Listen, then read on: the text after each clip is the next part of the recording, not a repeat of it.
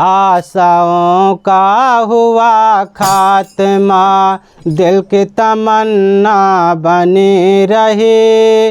जब परदेसी हुआ रवाना, सुंदर काया पड़ी रही। आशाओं का हुआ खात्मा, दिल की तमन्ना बनी रही।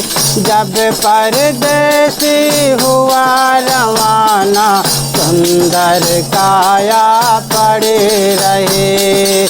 आशाओं का हुआ खात्मा, दिल की तमन्ना बनी रही। जब परदेसी हुआ रवाना, सुंदर काया पड़ी रही। एक पंडित जी अपने घर पे पत्रा देखा करते थे। जन्म मरण की जन्म कुंडली देखा जोखा करते थे। एक पंडित जी अपने घर पे पत्रा देखा करते थे। जन्म मरण की जन्म कुंडली देखा जोखा करते थे। जब मरने का टाइम आया, जब मरने का टाइम आया, पोथी उनकी पड़ी रही। जब परदेसी हुआ रवाना, सुंदर काया पड़ी रही।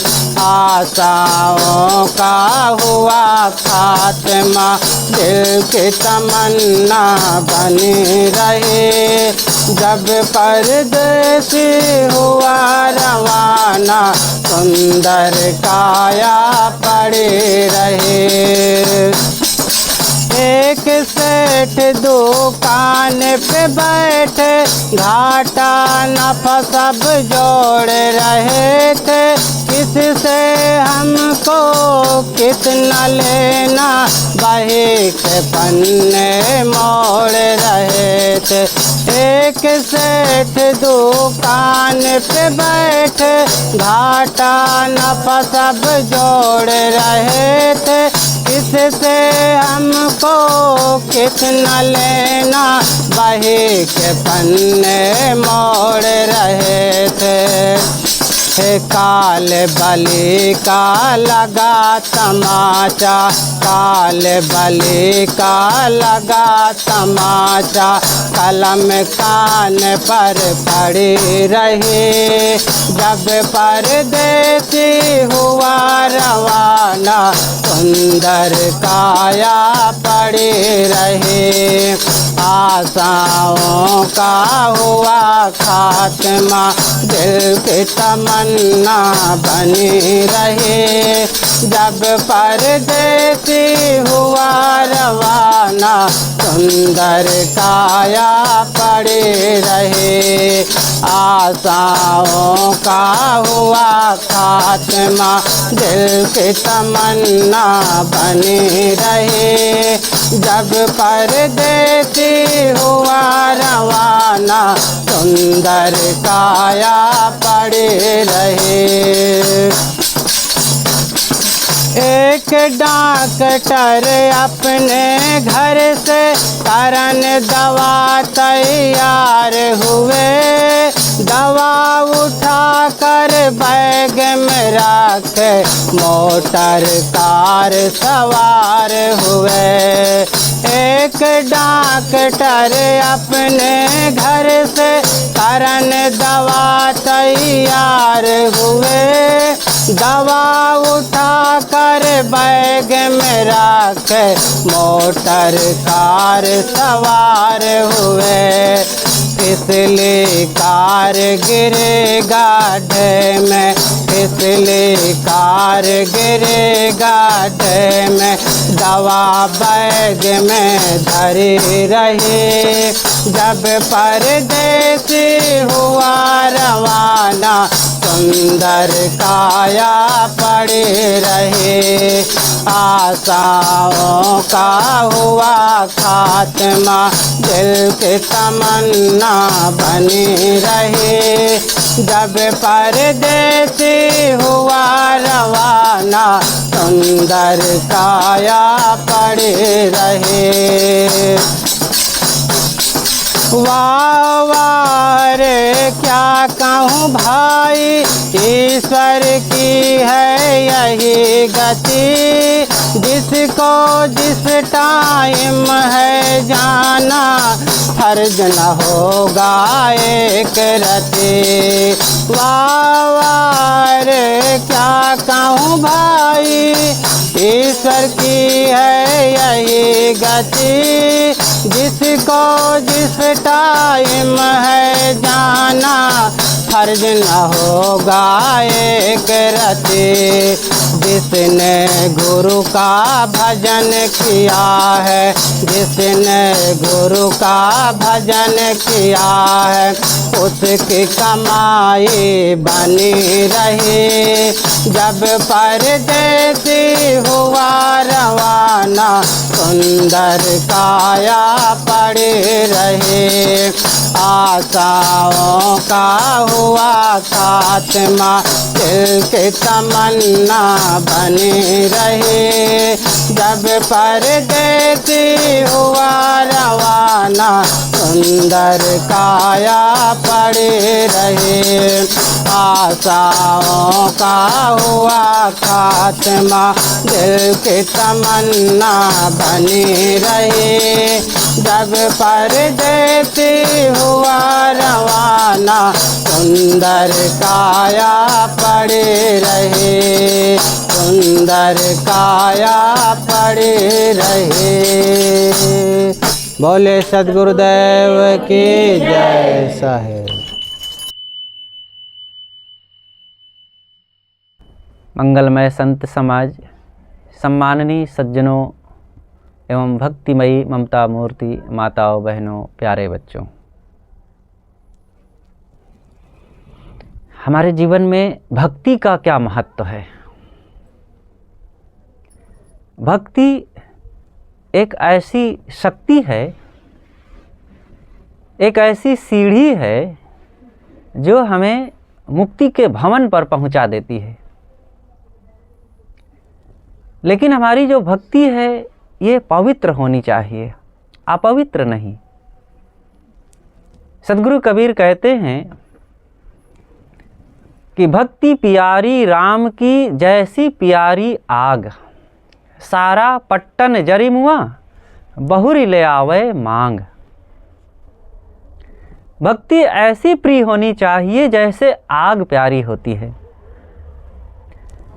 आग बहुत प्रिय होती है। पूरा गांव आग से जल जाने के बाद भी जब भूख लगती है, भोजन बनाना होता है, तो अपने घर में नहीं है तो मांग करके फिर घर में आग को ले आते हैं। जिस आग से घर की चीज़ें जल गई, पूरा घर जल गया, गांव जल गया, उस आग को भी कोई छोड़ नहीं पाता, फिर ले आता है, फिर उपयोग करता है। ऐसे ही भक्ति प्रिय होनी चाहिए जैसे आग प्रिय है। भक्ति करने के बाद अगर कुछ शारीरिक, आर्थिक या और कोई नुकसान भी हो जाए तो भी भक्ति को छोड़ो मत, भक्ति को बनाए रखो, भक्ति के पथ पर चलते रहो। उसको साइलेंट कर दो बाबू, हो गया ना? हाँ, सावधान रहें। लोग सोचते हैं कि हमारा थोड़े आ जाएगा, वो बता के थोड़े आता है, फ़ोन आ जाता है। तो भक्ति हमारे जीवन में हृदय से होनी चाहिए, देखा देखी नहीं। देखा देखी तो बहुत लोग 2 दिन 4 दिन के लिए भक्ति कर लेते हैं। भक्ति भाव भादो नदी सबय चली गहराए, सरिता सोई सराहिए जेठ मास ठहराए। सद्गुरु कबीर कहते हैं कि भक्ति की भावना जो है भादो नदी की तरह नहीं होना चाहिए, जेठ की नदी की तरह होनी चाहिए। भादों में तो पानी बरसता ही है। साधारण नदियाँ भी और खूब उफला करके बहती हैं, भर करके बहने लगती हैं। लेकिन उस नदी की प्रशंसा है जो जेठ में भी बहाए, भले धीरे धीरे बहाए, लेकिन जेठ महीने में भी जो बहती है वो नदी की प्रशंसा है। ऐसे ही गांव में संत आए, सत्संग हुआ, भजन कीर्तन हुआ और लोग खूब झूम झूम करके भक्ति भाव में तो मस्त हो गए। और संत चले गए, सत्संग समाप्त हो गया और अपने अपने कारोबार में सब लग गए और भक्ति भावना कहाँ चली गई पता ही नहीं। फिर वही अपनी मोह माया, वही राग ठाट बाट और वही दोष दुर्गुण सब फिर घेर लिया। ये मरघटिया भक्ति से काम नहीं बनेगा। घर में आग लगने पर भी लोग आग को ले आते हैं, छोड़ते नहीं हैं। ऐसे ही हम सबके जीवन में भक्ति प्रिय होनी चाहिए। जीवन में हमारे कुछ कठिनाइयाँ भी आ जाए तो भी भक्ति भाव को छोड़ो मत। अगर दीक्षा लेते ही, भक्ति पथ में लगते ही तुरंत 10 बोरा अनाज और 50,000 रुपया पुरस्कार में मिल जाए तो सभी लोग भगत हो जाएं। अरे भाई, घाटा उठा करके भी भक्ति करो, और भक्ति करोगे तो घाटा फिर घाटा नहीं रहेगा। चीज़ों का भले घाटा हो जाए, थोड़ी सी चीज़ की कोई हानि हो जाए और कोई बात हो जाए, कोई बात नहीं, सह लो। अंततः तो सब कुछ छूटना ही है। क्या आपके पास रहेगा? जो भक्ति नहीं करते हैं उनके घर में कोई मरता नहीं है क्या कभी? बीमार नहीं होता है क्या कभी? उनकी भैंस सदैव दूध देती रहती है क्या? खेती कभी उनकी खराब नहीं होती है क्या? लोग कहते हैं कि हमारे यहाँ भक्ति नहीं छाजती है। दीक्षा ले लिए, गुरु संतों के सत्संग में बैठने लगे, कंठी पहन लिए तो कई लोग टोकने के लिए आ जाते हैं। देखो, इनके यहाँ इतने दिनों से भूत प्रेत पूजे जा रहे थे, देवी देवता पूजे जा रहे थे, अब ये भगत हो गए हैं, अब ये कंठी पहन लिए हैं, दीक्षा ले लिए हैं, और इसीलिए इनके यहाँ देखो फलाने को बीमारी लग गई है, इसीलिए उनका एक्सीडेंट हो गया है, इसीलिए उनकी तबीयत बिगड़ गई है, और दीक्षा लेते ही इनकी भैंस देखो बीमार हो गई है, और इनकी खेती इस साल खराब हो गई है। तो अगर कुछ बात हो गई तो तुरंत लोग यही कह के टोकने लगते हैं। टोकने दो जिनको टोकना है, लेकिन ये तो सब होने जाना है। इस संसार की चीज़ों में घाटा मुनाफा और छुटना मिलना बिगड़ना ये तो सब होता ही रहता है। कोई भक्त हो गया है तो उसका कुछ नहीं होगा क्या? संसार की चीज़ें हैं, सब होती जाती रहेंगी। देखो, जो कोई भक्त हो तो चीज़ों के लाभ के लिए भक्त ना हो कभी। सोचे कि मैं भक्त हो जाऊंगा तो मेरी दुकान बढ़िया चलने लगेगी और मेरी खेती अच्छी हो जाएगी और मेरे बेटे की नौकरी लग जाएगी, मैं भक्त हो जाऊंगा तो। और बेटा नहीं पैदा हुआ तो सोचेंगे कि मैं भक्त हो जाऊंगा तो मेरे पुत्र उत्पन्न हो जाएगा, मेरी तबीयत ठीक हो जाएगी। और इन समस्त इच्छा कामना और आशा लेकर के आप भक्त होंगे तो भी आप भक्ति नहीं निभा पाएंगे। आप आत्म शांति के लिए, आत्म कल्याण के लिए भक्त होइए, और फिर ये सारे जो रुपए पैसे, घर द्वार, परिवार का ये सब फायदा भी होने लग जाएगा। लेकिन अगर आपको आत्म कल्याण का, आत्म शांति का मन में लक्ष्य नहीं है, केवल चीज़ों के लिए भक्त हो रहे हैं, तो फिर आप छोड़ देंगे। 2-4 दिन में, महीना 2 महीना में कहीं कुछ बात होगी, निश्चित ही आप फिर छोड़ देंगे। इसलिए चीज़ों को बड़ा मत मानो, अपने को बड़ा मानो। अपनी शांति, अपने उद्धार के लिए, अपने कल्याण के लिए, अपने दुख मिटने के लिए तुम भक्ति पथ में लगो और कहीं अंधविश्वास में भटको नहीं। सबके यहाँ भक्ति शोभती है। आपके यहाँ शराब पीना शोभता है, जब बीड़ी पीना शोभता है, तंबाकू खाना शोभता है, अंडा मांस खाना शोभता है, और भक्ति करना नहीं शोभता है। ये भोले लोग और कमज़ोर लोग ये मिल करके भक्ति को चौपट करते रहते हैं। भक्ति का नाम ही है पवित्रता। तन सफा मन सफा फिर साहेब काहे खफा। अपने तन मन को पवित्र करो। भक्तिवान पवित्र होता है क्योंकि वह पवित्र गुरु संतों से जुड़ता है। सबसे पहले अपने घर से शुरू करो। आपके घर के आसपास सफाई होनी चाहिए। देखो हम यहाँ गांव में आते जाते हैं, कहीं देखते हैं इतनी गंदगी फैली हुई है, चारों तरफ कूड़ा करकट नाली बजबजा रही है और लोग घुरहे में बैठे बातचीत कर रहे हैं। 4 लोग बैठे वहीं नमकीन भी खा रहे हैं, बीड़ी भी फूंक रहे हैं, घूर में भी बैठे हैं और बहुतों को देखते हैं मुंह गंदा है, दांत गंदे हैं। ये सब नहीं होना चाहिए। आपके घर परिवार में सफाई हो, दरवाज़ा साफ रखो, अपने आसपास की गली साफ रखो, नाली साफ रखो। इससे किसका नुकसान होगा? आप ही का तो नुकसान होगा। मच्छर उत्पन्न होंगे, कीड़े पैदा होंगे, सीलन आएगी, रोग फैलेंगे और आप असभ्य आदमी कहलाएंगे। इसलिए अपने घर बर्तन को तो सब लोग लगभग साफ ही कर लेते हैं, लेकिन दरवाज़ा से दूर तक भी, गली को भी साफ कर दो। आप ही को तो उधर से 10 बार आना जाना पड़ता है, तो सफाई रखें। बाहर के बाद फिर घर का नंबर आता है। आपके घर में बर्तन साफ रखो और बिस्तर साफ रखो, कपड़े साफ रखो, बच्चों के हाथ पैर मुंह आँख नाक कान साफ रखो और रोज़ स्नान करो। थोड़ी सी ठंडी लग रही है या और कुछ बात हो गई है, स्नान नहीं किए, ये ठीक नहीं है। दांत आपके साफ होने चाहिए। सुबह उठते ही सबसे पहले हाथ मुंह धो लो, कुल्ला कर डालो। सुबह उठे हो और चेहरा विकृत बना हुआ है, बाल बिखरे हैं, आँखों में गंदगी लगी हुई है और घूम रहे हैं इधर उधर, लोगों से बात करते, यहाँ वहाँ बैठे हैं, ये ठीक नहीं, असभ्यता है, कुसंस्कार है।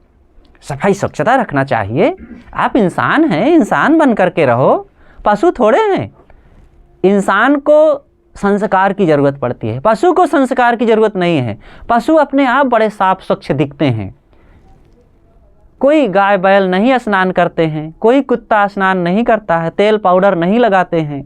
मोर पक्षी, कोयल पक्षी, कोई भी पक्षी या जानवर हो, ये तेल पाउडर स्नान और ये सब कुछ नहीं करते। लेकिन देखो कितना बढ़िया सब साफ सुथरे दिखते हैं। सुबह से चिड़िया चहकने लगती है, उसको कभी खांसते सुने हो? लेकिन ये आदमी अगर समझदारी से ना जिए और स्नान न करे, सफाई न करे, धुलाई न करे और सभ्यता से ना रहे, तो थोड़े दिनों में इसकी दुर्गति हो जाएगी। इसलिए ये जीवन हमारा संस्कारों से बना हुआ है और भक्ति एक बहुत बड़ा संस्कार है। जन्म तो माता पिता दे देते हैं, किसी भी व्यक्ति का जन्म तो माता पिता से हो जाता है, लेकिन जीवन का जन्म जहाँ से पवित्रता उत्पन्न होती है, शांति उत्पन्न होती है, उस संस्कार भक्ति का जन्म तो किसी गुरु से होता है, विवेकवान गुरु से। शरीर का जन्म तो कुतिया भी जन्म दे देती है अपने बच्चों को, गाय बैल गाय भैंस भी बच्चा दे देते हैं, वहाँ भी तो बच्चे पैदा हो जाते हैं। अगर जीवन कहा जाए और संस्कार वहाँ नहीं है तो वो जीवन भी नहीं है। सच्चा जीवन तो मनुष्य का होता है और मनुष्यों में जिनके अंदर में सही तरीके से पवित्रता पूर्वक जीने के ढंग हैं, नहीं तो सब जीवन को घसीट रहे हैं। इसलिए सब लोग सच्ची भक्ति को अपनाओ, कहीं भटको मत। बाहर देवी देवता कहीं नहीं है। देवी देवता सच्चे ये नर नारी हैं जो देव तो ले लें और वो खुद हमको देते हैं। जहाँ पर देना लेना होता है और जहाँ पर बोलना कहना होता है, खाना पीना होता है, सुख दुख का एहसास होता है और अपनी भावनाओं को व्यक्त किया जाता है, दूसरे की भावनाओं को समझा जाता है, वहाँ पर देवी देवता हैं। इन मनुष्यों में, इन पशु पक्षियों में देवी देवता का वास होता है। आत्मा को पूजो, चेतन पूजा करो, जड़ पूजा नहीं। चेतन पूजा प्राणियों की, प्राणियों में भी मनुष्यों की, और मनुष्यों में भी उन अपने हितकारी भाई बंधु माता पिता की, और उनमें भी सबसे ज़्यादा उपकारी हैं जो हमें आत्मकल्याण का रास्ता दिखाते हैं, वो हैं सद्गुरु संत। इन हितकारियों, संतों, गुरुजनों, माता पिता आदि सब की पूजा करो, तब आप सच्चे पुजारी हैं। इन देवी देवताओं की पूजा ना करके, इनका यथाउचित सम्मान सत्कार सेवा ना करके लोग मिट्टी पत्थर को पूज रहे हैं। जहाँ तहाँ पानी में जाकर के स्नान करने से पाप काटना मानते हैं। गंगा में चले जाएं, स्नान कर लेंगे तो पाप कट जाएगा। वहाँ से पाप काटने की आशा करना बहुत बड़ी भूल है। ये आप समझ ही नहीं रहे पाप क्या है और पाप कटता कैसे है। आपके चमड़े में पाप लगा हुआ है क्या? वहाँ जाकर के आप नहा रहे हैं ताकि पाप कट जाएगा। पाप कहाँ होता है? पाप तो मन में होता है, जो आपके कर्मों से मन में संस्कार रूप में गया है। अब आप कर्मों को शुद्ध नहीं कर रहे हैं और तन को धो रहे हैं। अब मन गंगा में धुलेगा नहीं, किसी भी नदी में मन नहीं धुलता है, तन धुलेगा। अब बिना मन के धुले पाप कैसे कटेगा? तो मन कहाँ धुलेगा? मन सत्संग में धुलता है, संतों की संगति में धुलता है, गुरु की शरण में धुलता है। और वहाँ जाते नहीं, वहाँ श्रद्धा नहीं है, वहाँ के लिए मन में भाव नहीं है, तो मन कैसे धुलेगा? मन को धुलो। और मन की धुलाई के लिए सबके मन में भक्ति भाव होना चाहिए। अपने घर परिवार को साफ स्वच्छ रखते हुए मन को भी साफ करने की चेष्टा करो। और मन को साफ करने का तरीका है बुराइयों का त्याग करना। बुराइयों से बचो। बुराइयां क्या है? ये दुर्व्यसन सबसे पहले बुराई है। कोई भी दुर्व्यसन नहीं लेना चाहिए। ये सारे दुर्व्यसन केवल खुराफात उत्पन्न करते हैं हमारे जीवन में।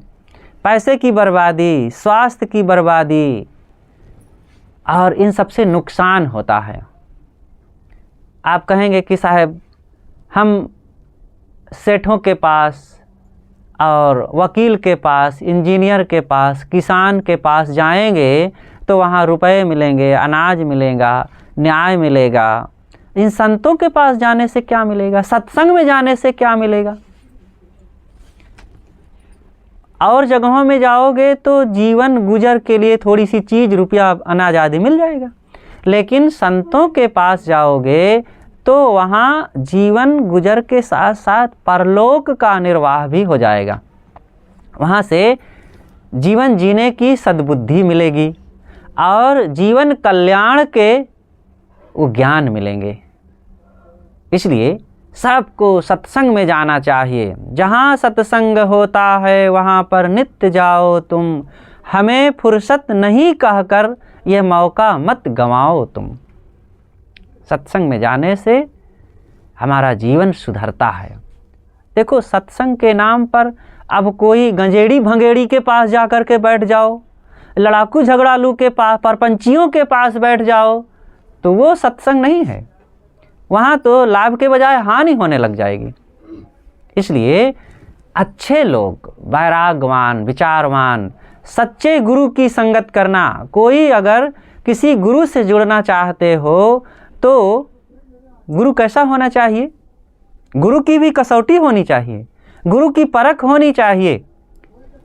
अब कोई घर गृहस्थी वाला है, बाल बच्चे वाला है, अब पान सुपारी खाने वाला है, लड़ने झगड़ने वाला है, अब पत्नी बच्चों के बीच रात दिन जीवन बिता रहा है, और खेती करता है, फिर समय से कपड़ा पहन के घूमने लगता है, और फिर आपके यहाँ आकर के कहे कि आओ हमसे दीक्षा ले लो, बिना गुरु किए तुम्हें परलोक में जगह नहीं मिलेगी, तुम्हारा कल्याण नहीं होगा, ऐसे कह करके आपको चेला बना ले, आप वहाँ फिदा हो जाएं और कपड़ा और रुपया, फूल, माला, फल आदि समर्पित करके मार उनकी सेवा में लग जाएं, तो ऐसी भक्ति से काम नहीं बनेगा।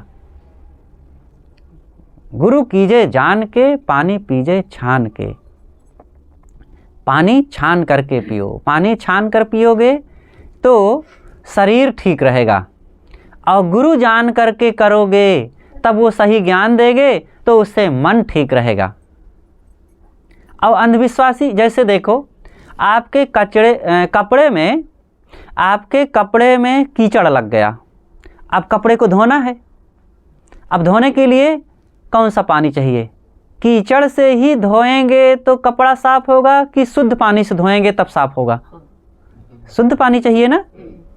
कीचड़ को धोना है तो कीचड़ को कीचड़ से थोड़े साफ किया जाएगा, शुद्ध पानी से साफ किया जाता है। ऐसे ही जो भक्त नहीं हैं, जो गुरु की शरण में नहीं हैं, उनके जीवन में तमाम दोष दुर्गुण हैं।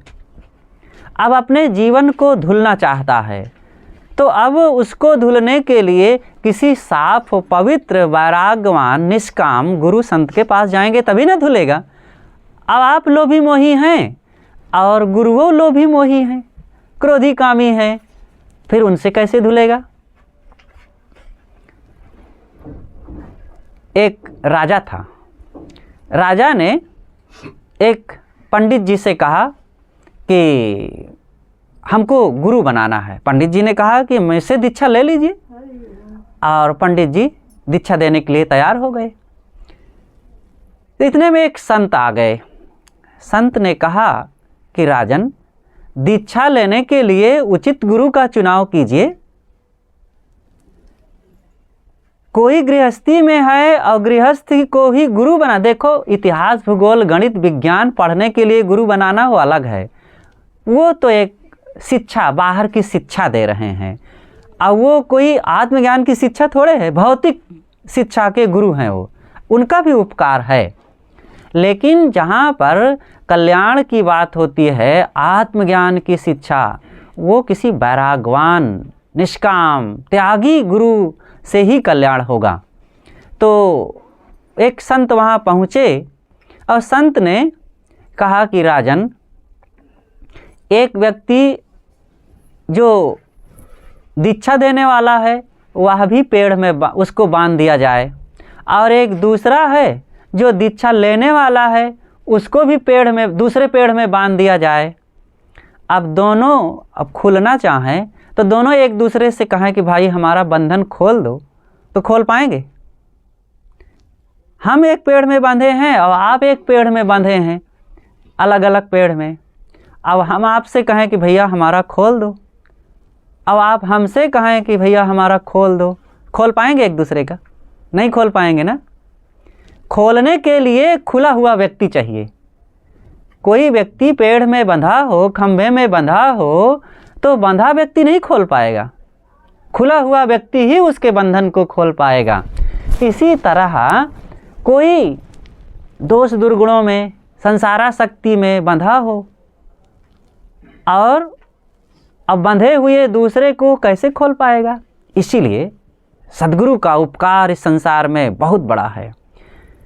उपकारिन में उपकार गुरु, दानिन में गुरुदान, रक्षक में रक्षक गुरु, गुरु सम अन्य न आन। सबसे बड़े उपकारी गुरु हैं। सबसे बड़ा दान गुरु द्वारा मिला हुआ ज्ञान का दान सबसे बड़ा दान है। और संसार में बहुत लोग रक्षक हैं हमारे, माता पिता रक्षक हैं, भाई बंधु रक्षक हैं, गांव पड़ोस के लोग रक्षक हैं, पुलिस भी रक्षक है, सरकार भी रक्षा कर रही है। लेकिन इन सब की रक्षा से हमारा घर बच सकता है, शरीर बच सकता है, चीज़ें बच सकती है, लेकिन हमारी आत्मा नहीं बच पाएगी।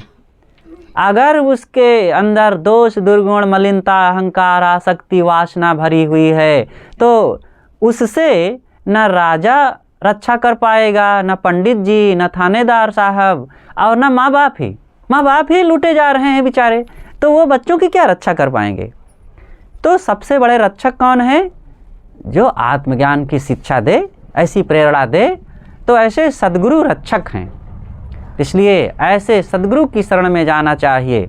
इसीलिए कहा गया है, सद्गुरु की महिमा अनंत अनंत किया उपकार, लोचन अनंत उघारिया अनंत दिखावन हार। सद्गुरु की महिमा बहुत विशाल है। आप इस बात को समझ करके देखिए। सत्संग में जा करके आप विचार करके जब समझेंगे, अपने जीवन पर दृष्टि डालेंगे, तब पता चलेगा। हम तो अपने जीवन को ही नहीं देख पाते हैं। खुद हमारा जीवन सोचो, आप एकांत में 1 घंटा बैठ जाइए और अपने पर विचार कीजिए कि मैं कौन हूँ, ये शरीर क्या है, मेरे खान पान, मेरे रहन सहन, मेरी चाल चलन, मेरी आदत, मेरी वाणी, मेरे विचार, मेरे मन में क्या क्या कुसंस्कार उठ रहे हैं।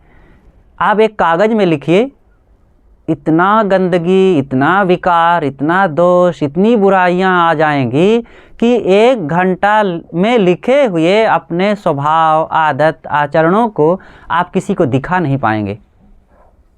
इतना मलिन जीवन। और किसी एक की बात नहीं, यहाँ सब की बात है।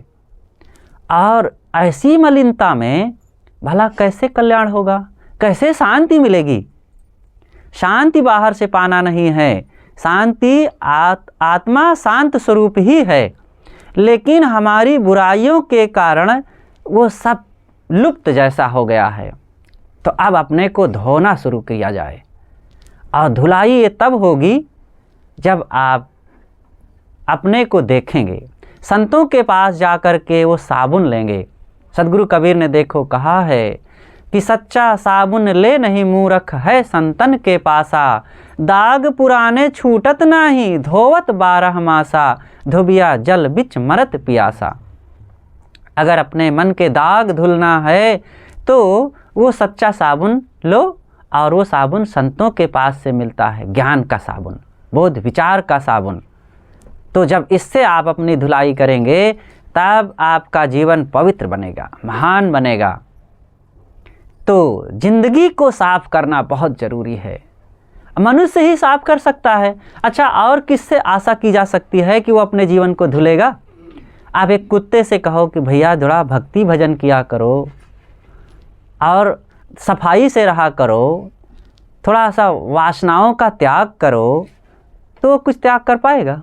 एक बैल से कहो, घोड़ा से कहो, बंदर से कहो, किसी से कहो, उससे कोई आशा ही नहीं कर सकता है कि ये भी अपनी बुराइयों को त्याग करेगा। और उनके अंदर बुराई है भी नहीं ज़्यादा, क्योंकि वो प्रकृति में बंधे हुए हैं, उनके अंदर वो सब दोष नहीं हैं। प्रकृति के अधीन जब उनका मौसम आएगा, समय आएगा और वो आदत आएगी रहन सहन, चाल चलन, खान पान की, तो करेंगे। कुत्ता को चाहे जितना दूध भात खिलाओ, लेकिन हड्डी पाएगा तो चूसेगा। लाख खाए जो स्वान चाटने जाएगा, तजके कपूर काग बिष्ठा को खाएगा। लेकिन मनुष्य का जीवन बदल सकता है, पशु नहीं बदलेगा। पशुओं को आप 10 साल तक कुत्ते को बढ़िया खिलाइए पिलाइए और फिर छूट दीजिए, हड्डी पाएगा तो जरूर चूसेगा। चाहे जितना समझाइए वो मानने वाला नहीं है। लेकिन मनुष्य 50 साल से वो तंबाकू खा रहा है, शराब पी रहा है, लेकिन अगर वो संवेदना पूर्वक समझ जाए और उसमें दोष दृष्टि उत्पन्न हो जाए, हानि लगने लग जाए और अपने जीवन में उससे आने वाला दुख समझ में आ जाए, तो वो उसको छोड़ देगा। काम क्रोध को छोड़ सकता है। 1-2 उदाहरण नहीं, सैकड़ों नहीं, हजारों उदाहरण हैं। बहुत से ऐसे लोग हैं जो बहुत बुराइयों में, दोष दुर्गुणों में, दुराचार पापाचार में लगे थे, लेकिन अच्छी संगत पाए, अच्छे लोग पाए, उन्होंने उनको बताया, सिखाया, चेताया और वे संभल गए, छोड़ दिए, बुराइयां छोड़ दिए। 1-2 उदाहरण नहीं, बहुत उदाहरण है। और कहाँ वो भागे जा रहे थे पश्चिम की ओर और एकदम यू टर्न ले लिए, पूरब की ओर चल पड़े। आप भी बदल सकते हैं। आपके अंदर वो सारी संभावना है, बस होश में आने की ज़रूरत है। सारे जोश को मिटा दीजिए, धन का जोश, जवानी का जोश, सुंदरता का जोश और बाल बच्चों का जोश, अहंकार वासनाओं का जोश, ये सब को मिटाओ, होश में आओ। ये जीवन किस लिए मिला हुआ है? किस लिए हम आए थे और क्या करने लग गए? यहाँ आए थे यहाँ हरि भजन को, ओटन लगे कपास। भजन का काम करो। अब भजन की शुरुआत में भक्ति सर्वप्रथम है, इसलिए बड़े प्रेम और उत्साह के साथ हमें अपने जीवन को सुधारने में लगना चाहिए। और इसकी प्रथम कड़ी है संतों के पास जाओ, विनम्रतापूर्वक बैठो, उनकी बात सुनो, फिर उनसे पूछो और वे जो बता दें फिर घर में आकर के उसका उपयोग करो। ऐसा एक बार एक गांव में एक संत आए और संत ने सत्संग सुनाया। खूब सब लोग इकट्ठे हुए और बड़े प्रेम से सब लोग सुने। और जब सत्संग समाप्त हुआ तो 3-4 लोग दीक्षा लेने के लिए तैयार हो गए कि अब गुरुदेव आप अपनी शरण में हमको लगा लीजिए। आपके विचार को सुने हमारी आंखें खुल गई और हमें पता चला कि हम कहाँ चले जा रहे थे। ये जीवन इतना अनमोल, हजारों हजारों जन्मों के बाद हमारे शुभ संस्कार जगे और आज मनुष्य का शरीर मिला। सोचो, हम अगर गाय होते, बैल होते, घोड़ा होते, गधा होते, कुत्ता बिल्ली होते तो आज हमारी क्या दशा होती। भले धन कम है लेकिन मनुष्य शरीर होने से देखो कपड़ा पहने हैं, नंगे उघार तो नहीं घूम रहे हैं, घर में रह रहे हैं। भले पक्का बड़ा सा विशाल भवन नहीं है लेकिन छाया में तो रह रहे हैं। छोटा ही मकान है, झोपड़ा ही है, लेकिन है तो इज्जत से रह रहे हैं। कोई तकलीफ आ जाएगी तो हमारे आसपास वाले हमारी रक्षा करेंगे। धन भी है, खेती भी है, सुरक्षा है और बुद्धि है, पवित्रता की ज़िंदगी जी सकते हैं, पढ़े लिखे लोग हैं, समझदारी है। तो कितना बढ़िया देखो मानव जीवन मिला है। चाहे जितना और किसी मामलों में आगे बढ़ जाए पशु, लेकिन मनुष्य की बराबरी कोई नहीं कर सकता है। और ऐसा महान जीवन हम लोग पाए हुए हैं और इसको पा कर के फिर वही नीच कर्म करें, फिर वही कुत्ते बिल्ली का काम करें, फिर वही गलत चाल चलन खान पान को अपनावें और फिर वही। ये आदमी की आदत कैसी हो गई है, ऐसने गंदे गंदे शब्द बोलता है। टट्टी पेशाब जहाँ से निकलते हैं ऐसे अंगों की रात दिन वो जाप करता रहता है। कितना गलत और उसके अंतःकरण कितना गंदा हो गया है। अरे इस जुबान से, इस दृष्टि से, इस कान से ज्ञान की बात सुनो, आत्मा की चर्चा सुनो। अरे नहीं कुछ तो कथा भागवत सुनो, कीर्तन भजन करो, ज्ञान के गीत गाओ, बोलो। लेकिन नहीं, आदमी तो इतना गया बीता हो गया है और इतना अपने को गिरा लिया है कि हद से ज़्यादा। अब उठें, उठने का समय है, जागने का समय है। आज नहीं जगेंगे तो कब जगेंगे। 4 दिन में बुढ़ापा आ जाएगा, कमजोरी आ जाएगी, असमर्थता आ जाएगी, फिर कुछ नहीं कर मिलेगा। समझ में आ भी जाएगा कि भाई जीवन में भक्ति भजन करना चाहिए तो भी नहीं कर पाएंगे, अपने शरीर को नहीं संभाल पाएंगे तो गुरु संतों के पास जाके सेवा भी तो नहीं कर पाएंगे। अपने घर में बुलाए के उनको एक लोटा पानी देने में असमर्थ हो जाएंगे और उनके लिए कुछ उचित आसन बिस्तर भी नहीं बिछा पाएंगे। तो मैं कह रहा था कि सत्संग के बाद फिर संत से 3-4 लोगों ने निवेदन किया कि महाराज अब आप अपनी शरण में लगा लीजिए, बहुत हमने अपना समय गंवा दिया और अब हम भजन करना चाहते हैं, भक्ति मार्ग में लग करके जीवन सुधार करना चाहते हैं। तो गुरु जी ने कहा कि ठीक है, तुम लोग भक्ति करना चाहते हो और जीवन सुधार करना चाहते हो तो हमारी एक परीक्षा है और हमारी परीक्षा में जो पास हो जाएगा फिर उसको हम दीक्षा देंगे। कहे महाराज बताइए, आपकी जो आज्ञा होगी वो सब हमें स्वीकार है। गुरु जी ने बीज दिया। उन 5 लोगों को चने का एक मुट्ठी बीज दिया और कहा कि लो, और मैं फिर से जब आऊँगा, चाहे अब 2 साल 3 साल 4 साल लग जाए, लेकिन मैं फिर से आऊँगा और तुम अगर इन मेरे बीजों को सुरक्षित रखोगे तब मैं दीक्षा दूंगा। और ऐसा कह करके गुरुजी चले गए और 4 साल तक नहीं आए। 4 साल बाद जब आए तो वे सब लोग फिर से इकट्ठा हुए, सत्संग हुआ और फिर दीक्षा के लिए सब तैयारी करके आए। तो गुरुजी ने कहा कि देखो, मेरी कुछ जो शर्त थी, मैं 4 साल पहले आया था और कहा था कि मैंने जो बीज दिया है उसको सुरक्षित रखना, तो जो लोग सुरक्षित रखे हैं वही दीक्षा लेने के हकदार हैं। तो लोगों ने कहा कि महाराज हम सुरक्षित रखे हैं। तो एक तो गया और वो ले जा करके अपने बीज को एक डिबिया में भर करके अलमारी में लाकर में धर दिया था कि बढ़िया सुरक्षित रहेगा, यहाँ कोई कुछ करेगा ही नहीं। अब वो जब लाया डिबिया खोला, 4 साल के बाद खोला तो चना तो एकदम धूल बन गया था घुन खा करके।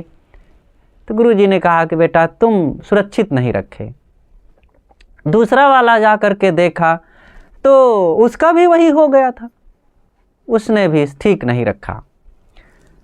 तीसरा वाला तो वो जो है बीज उसका तो खराब हो गया, लेकिन अपने घर से दूसरा वही चीज़ का बीज लाया। तो गुरुजी ने कहा कि बेटा बीज तो है, लेकिन तुम बस मैं इतना दिया वही ले आए तो कोई इसका मतलब नहीं होता है। जो चौथा था उसने कहा कि महाराज आप चलिए, मैं ला नहीं सकता यहाँ पर, आप चल करके मेरे घर में उन बीजों को देख लीजिए। तो गुरुजी गए, कहे चलो दिखाओ। जब वहाँ गए तो वो दिखाता है कि उसके कमरे में 10 बोरा चना रखा हुआ है। तो गुरुजी ने कहा मैंने तो ये सब नहीं दिया था। कहे गुरुदेव आपने तो नहीं दिया इतना, आपने 1 मुट्ठी दिया, मैंने उसको ला करके ज़मीन में डाल दिया। और जब बढ़िया खेती तैयार करके उसमें डाला तो 1 मुट्ठी चने में मुझे करीब 2 किलो तक चना पैदा हो गया। वो 100 बीज थे और 100 पौधों में 2 किलो तक चना हो गया। और उन सारे बीजों को फिर मैं अपने एक बड़े खेत में बोया अगली बार, तो उससे करीब करीब 1-2 कुंटल तक तैयार हो गया। और बड़े प्लाट में फिर मैं उन सारे बीजों को बो दिया, तो आज ये इतना 20-25 कुंटल चना रखा हुआ है, वो सब आपके बीज हैं। तब गुरुजी ने कहा कि बेटा तुम मेरे बीज को बहुत सुरक्षित रखे हो। तो यहाँ तो उदाहरण है चने का। गुरु चने का बीज नहीं देते हैं, वो ज्ञान का बीज देते हैं। ज्ञान का बीज, वो बीज कैसा है ज्ञान का कि देखो बेटा अगर तुम अपने जीवन को सुधारना चाहते हो तो अंधविश्वास में नहीं भटकना, अपने जीवन में सदाचार का पालन करना, अपने आप को समझना, देह से तुम अलग अविनाशी आत्मा हो। ये सब बीज हैं, इनको जितना विकसित करोगे, जितना समझोगे, चिंतन मनन करोगे, सत्संग में जा कर के इसको और जानोगे, तब समझ में आएगा। तो इसी को बढ़ाओ। गुरु थोड़ा सा ज्ञान दे करके चले जाएंगे और उस बीज को लेकर के आप फिर घर में मनन करो, अध्ययन करो। समय से जो और संत आ जाएं उनके पास बैठ करके ज्ञान की चर्चा करो, तब आपका वो बीज बढ़ेगा। तब मानो आप अपने खेत, हृदय रूपी खेत में गुरु के दिए हुए उन बीजों का मानो उपयोग कर रहे हो, और फिर वो कई गुना के रूप में थोड़े दिनों में हो जाएगा। और जब आपका ज्ञान इतना बढ़ जाएगा तो गुरु आपके उस बीज को देख के खुश हो जाएंगे। वही सच्चा गुरु का शिष्य है और वही सच्चे भक्ति का अधिकारी है जो गुरु से पाए हुए बीज को विकसित करता है। वो जैसे कि तैसे दीक्षा ले लिया, गुरु जी ने सुना दिया थोड़ा और आया और बस जैसे कि तैसे रह रहा है, तो उसका सब घुन खा गए। मानो घुन से खिलाओ मत, जो पाए हो बीज, ज्ञान को बढ़ाओ। जीवन में पवित्रता बढ़ती जाए, सदाचार बढ़ता जाए, स्वभाव सुधरता जाए और दोष दुर्गुण मिटते जाएं, आपके जीवन में मिठास आती जाए, आपके बाल बच्चों को लगने लगे कि हमारे पिताजी, हमारी माताजी भक्ति पथ में चल रही हैं। एक सज्जन थे, तो वो अपने बच्चों को, अपने बेटे और पोतों को कहते कि चलो सब सत्संग में, गुरु जी आए हुए हैं, चलो सत्संग में। तो बच्चे नहीं आते थे, तो बच्चों को डांटें और गाली दे दें। तो गुरुजी जब उनके घर भी गए तो बच्चे सब इकट्ठा हुए, तो वो सज्जन जो बूढ़े थे तो गुरुजी से शिकायत करने लगे, साहब इनको हम कहते हैं कि चलो सब लोग गुरुजी के पास, तो ये आते नहीं हैं। तो उनके बच्चे कहने लगे कि गुरुजी आपके पास आकर के अगर गाली ही देना सीखना है तो हम अपने घरे में सीख लेंगे, आपके पास फिर आने की क्या ज़रूरत है। हमारे बाबा आपके पास जाते रहते हैं और घर में आते हैं तो बच्चों को गाली देते हैं, कहीं उनको गाली देते हैं, कहीं उनको डांटते रहते हैं। तो जब यही सीखना है तो हम अपने घरे में अच्छे हैं। तो देखो बच्चों का कहना भी सही था। अब आप दीक्षा तो ले लिए, लेकिन सत्संग में भी जाते हैं और भक्तिवान भी हो गए और स्वभाव ऐसे है, कटु बोल रहे हैं, गाली दे रहे हैं, लड़ाई झगड़ा कर रहे हैं, तंबाकू बीड़ी खा पी रहे हैं, गंदगी में रह रहे हैं, तो क्या मतलब हुआ? बदलो, जीवन बदलना चाहिए। सब कुछ बदल रहा है, आपकी उम्र बदल रही है, आपके बच्चे छोटे से बड़े हो रहे हैं, आपका घर बदल रहा है और आपके आसपास सब कुछ बदल रहा है। आप अपनी ज़िंदगी को क्यों नहीं बदल रहे हैं? आपको खुद बदलना पड़ेगा। नहीं बदलेंगे तो आपका शरीर बदल जाएगा, आपको कब्र में पहुंचा देंगे लोग। अब आप जैसे के तैसे रह जाएंगे, वही गंदगी लगाए हुए, दोष दुर्गुण मलिनता और अशांति का, दुख का।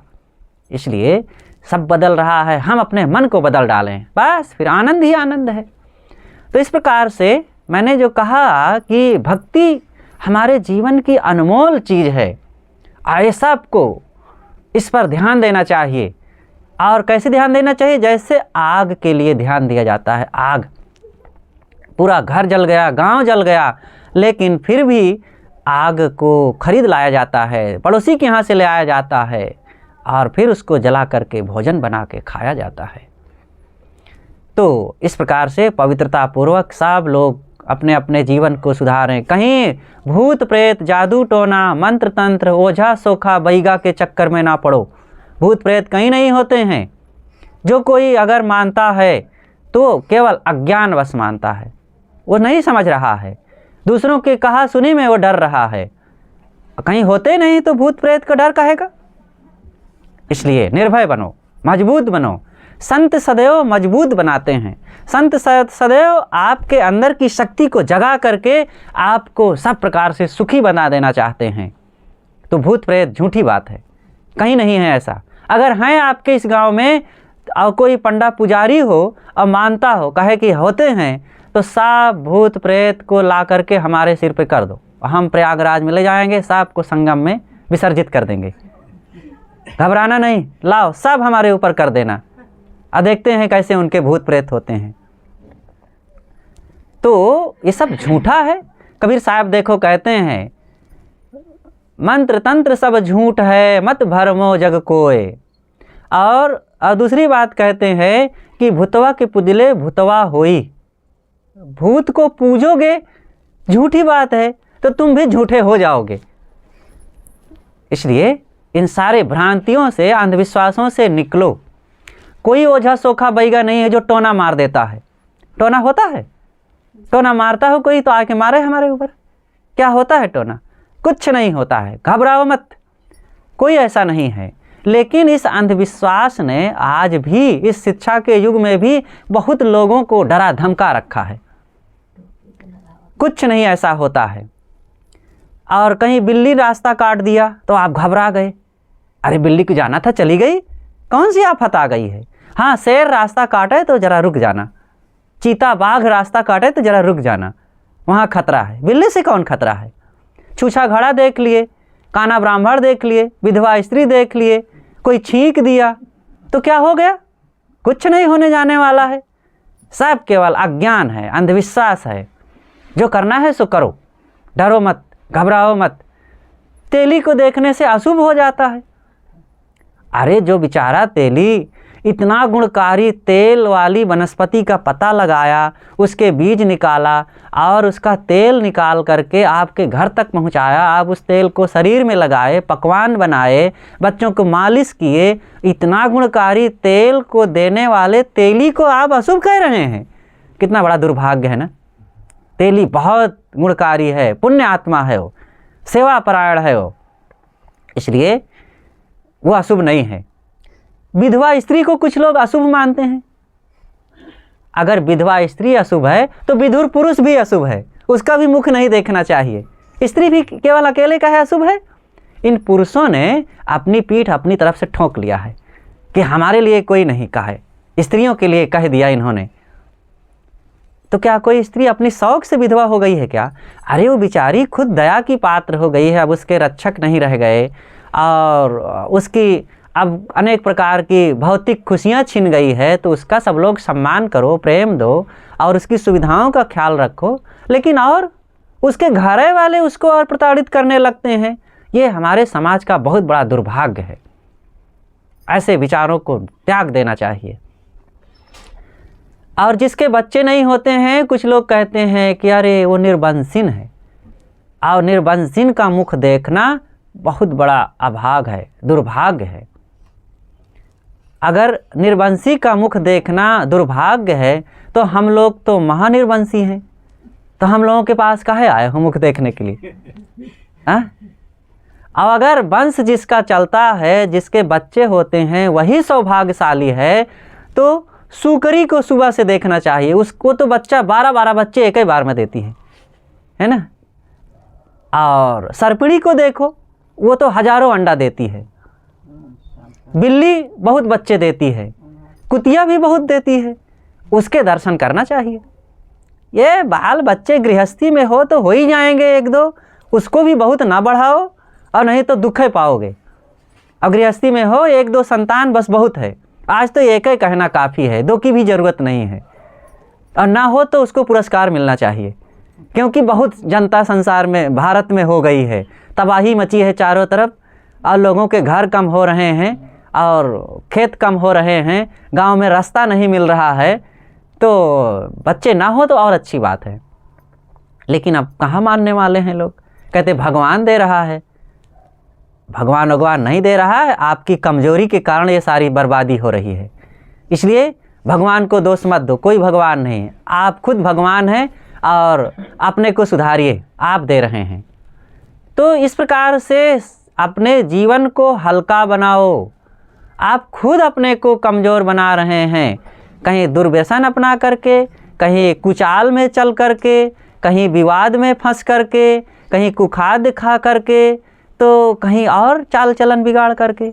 हल्का बनो। देखो, जीवन को सुखी बनाना बहुत सरल है। सब छोड़ दो आडंबर, ठीक हो जाएगा, खर्चा भी बचेगा, रोग भी नहीं लगेगा और विवाद भी नहीं बढ़ेगा, कोर्ट कचहरी के चक्कर भी नहीं लगाना पड़ेगा और मन भी प्रसन्न रहेगा, परिवार में भी प्रेम बढ़ेगा और स्वस्थ भी रहोगे।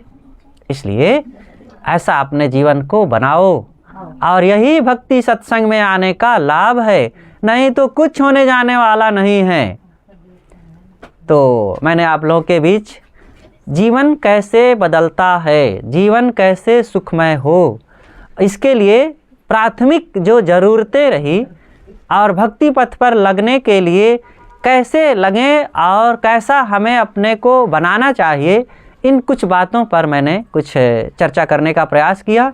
आप सब लोग समझदार हैं, इन बातों को और अच्छी तरह से समझो, आगे बढ़ो, अपने जीवन को सुधारो। ये जीवन बहुत महान है, बहुत ऊंचा है, बस इसकी ऊंचाई को समझ करके उधर आप काम करो। और काम नहीं करोगे, जैसे एक व्यक्ति ज़मीन खरीद करके उसी ज़मीन में वो खूब सब्जियां तैयार करके खूब पैसा कमा लिया और उसी ज़मीन में नींव बढ़िया मजबूत खोद करके 10-20 मंजिल का मकान बना लिया। और एक व्यक्ति उसी ज़मीन में उसी पास की ही ज़मीन को खरीदा और वहीं पर काटा झाड़ झंखाड़ पैदा कर रहा है और उसी ज़मीन में गड्ढा खोद के इधर उधर उबड़ खाबड़ बनाया, अपने गिर पड़ता है। तो देखो, ज़मीन तो वही है। अब चाहे ऊपर भवन बनाओ और बढ़िया बढ़िया फसल तैयार करो और चाहे कांटा तैयार करो और गड्ढा खोद करके अपने हाथ पैर तोड़ो वहाँ पर।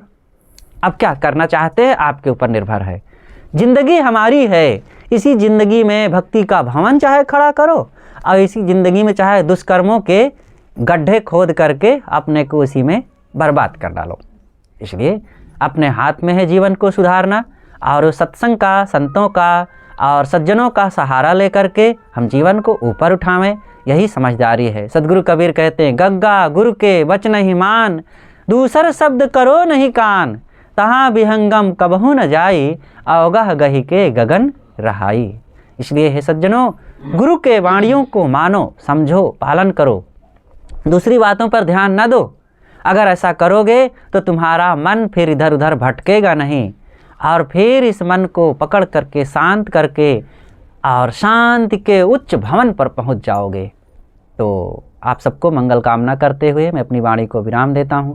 बोलिए सद्गुरुदेव की जय।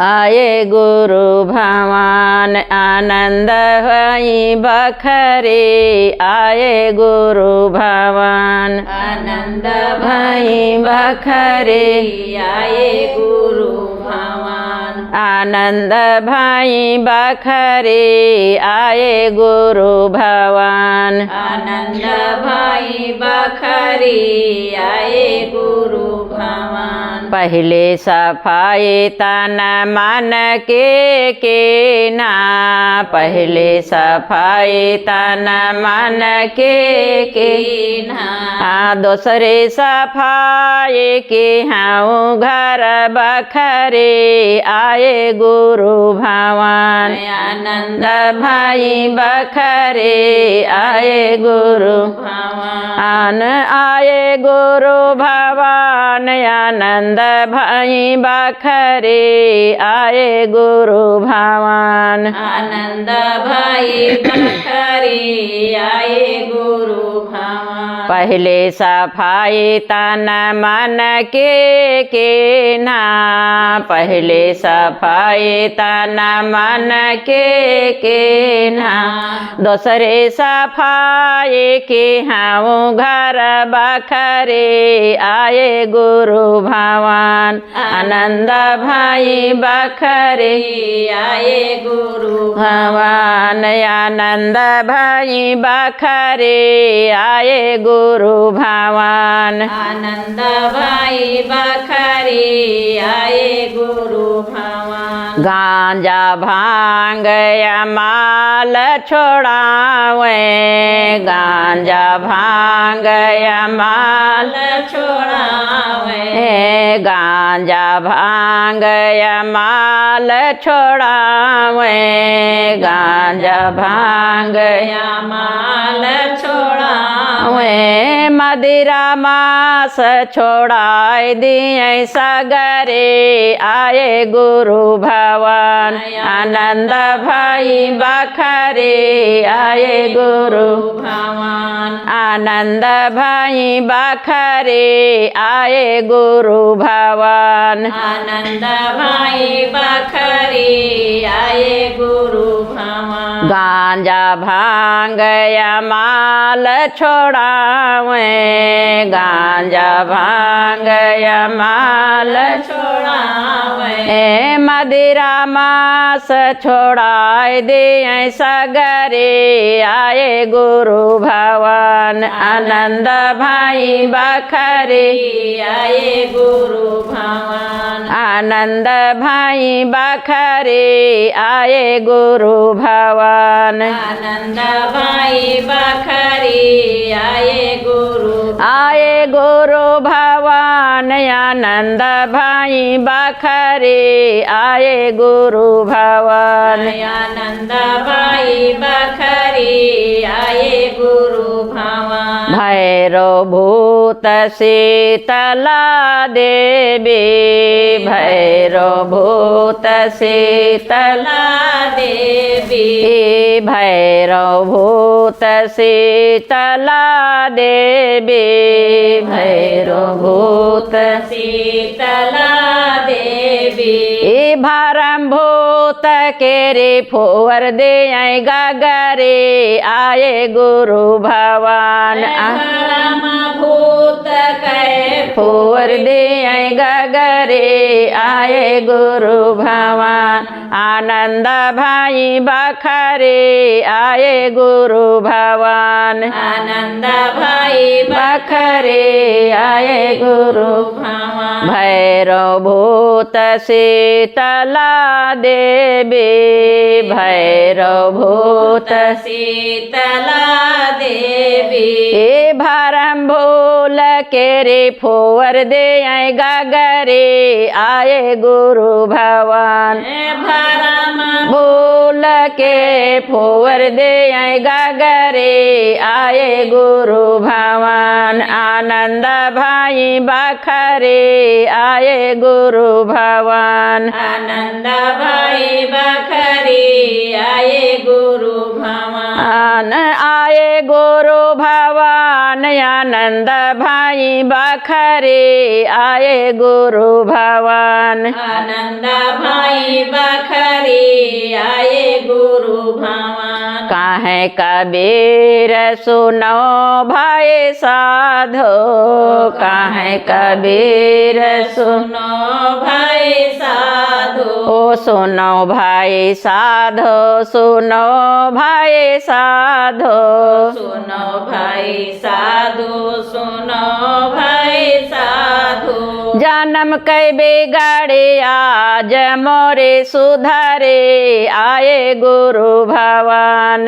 जन्म कै बिगड़ी आज मोरे सुधरे आए गुरु भवन। आनंद भाई बखरे आए गुरु भवन। आनंद भाई बखरी आए गुरु भवन। आए गुरु भवन। आनंद भाई बखरे आए गुरु भवन। आनंद भाई बखरी आए गुरु भवन। काहे कबीर सुनो भाई साधो, काहे कबीर सुनो भाई साधु। जन्म कै बिगड़ी आज मोरे सुधरे आए गुरु भवन। जन्म कै बिगड़ी आज मोरी सुधरी आए गुरु भवन। आनंद भाई बखरे आए गुरु भवन। आनंद भाई बखरी आए गुरु भवन। बोलिए सतगुरु देव की जय। साहेब।